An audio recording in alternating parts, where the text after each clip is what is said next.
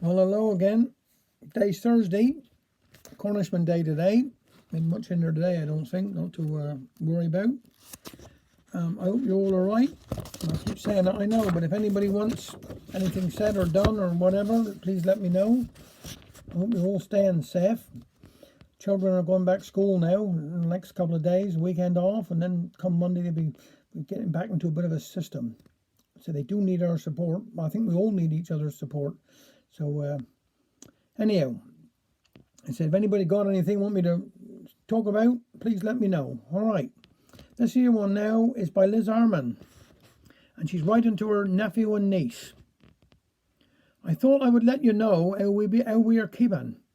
Uncle Alfred had a stomach trouble, but what does he expect when he eat a hot heavy cake on top of a pasty half a yard long, followed by rhubarb tart and cream?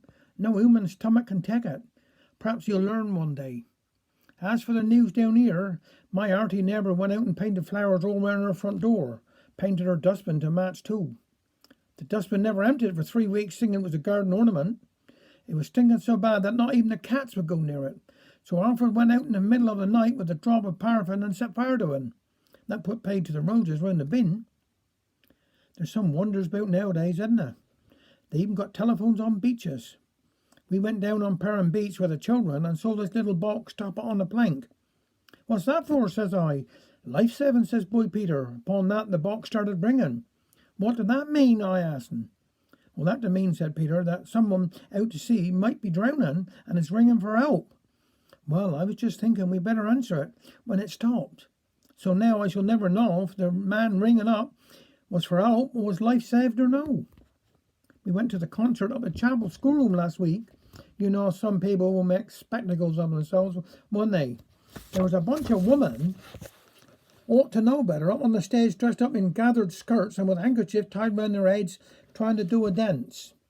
Village maidens, the minister called them, and said how the ladies were congratulated as they did their choreography themselves.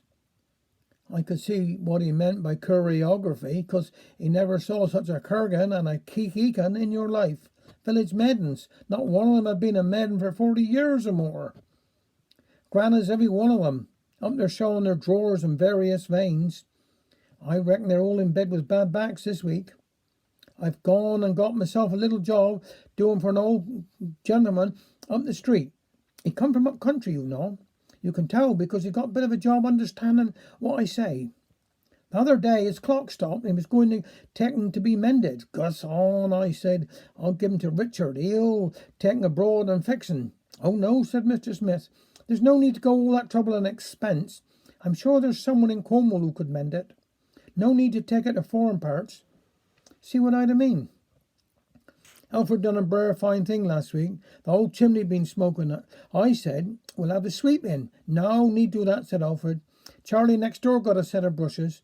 I'll borrow they and do it myself. When I wasn't very cautious, because Alfred isn't the world's best handyman, he took umbrage and said, my dear woman, any fool can sweep a chimney. All you've got to do is push the brush up and keep turning to the right. I was given orders to keep out the way, so I gave him plenty of covers for the furniture and went in the kitchen and said a prayer. I heard grunts and groans and rattling and knocking and what sounded like the roof falling in. Then I heard a very weak call, Sarah Ann, can you come and spare a minute? What a sight met my eyes. The natural fool never put no sack up in front of the fireplace, and he was kneeling in front of the hearth, covered from top to toe in soot. Soot was falling on everything like dust from a volcano. The poor goldfish was swimming around like one demented. There was so much soot in the bowl. It came out like an avalanche, said Alfred, and what's more, I forgot to keep turning to the right, so the brush is stuck up the chimney. I said, any fool can sweep a chimney. There's only 2 ways to unstuck a brush up a flue. One is to climb up on the roof and drop a rock down, or stick a paraffin rag up and set fire to it. I thought of Alfred's blood pressure and couldn't face having a spasm up on the roof, so we decided to set fire to it. That was a mistake, for when the brush caught light, it set fire to what was left up there, and it all come floating out in the room, like mackerel swimming around. In the end, we had to have the fire brigade, and that was a disaster, because afterwards I felt like we'd been struck by a tidal wave. It took us days to clean up, and we had to paper and paint the room. And when Alfred said to me, Oh, it's one good thing. The chimney has had a good clear out. I tell 'ee, I throwed the brush at un. He looked some sheepish ever since. Now, before I close, I just tell you this. You know our boy James have got married. Well, the night before the wedding, Alfred took him down to the parlour to have a few words. I suppose Alfred is going to tell him the facts of life. I reckoned I would have a hark and learn something. Now, I heard Alfred say, you're going to be married, my boy. Well, one thing you must always remember, the woman is the weaker vessel, and you must always give it into her. Well, that's very well, Uncle, said James, but tell me, what if she is on the wrong tack? I could almost hear Alfred thinking. Then he said, that don't matter, my son. You must give in to her just the same.